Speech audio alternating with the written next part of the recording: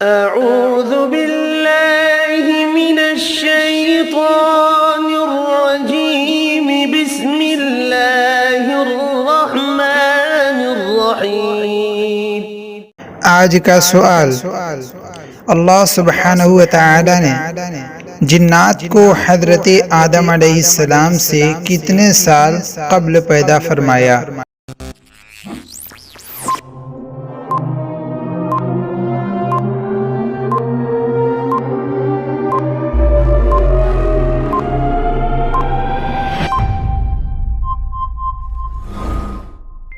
صحیح جواب، اللہ سبحانہ و تعالی نے جنات کو حضرت آدم علیہ السلام سے 2000 سال پہلے پیدا فرمایا۔ حوالہ: تاریخ جن و شیاطین، صفحہ نمبر 53۔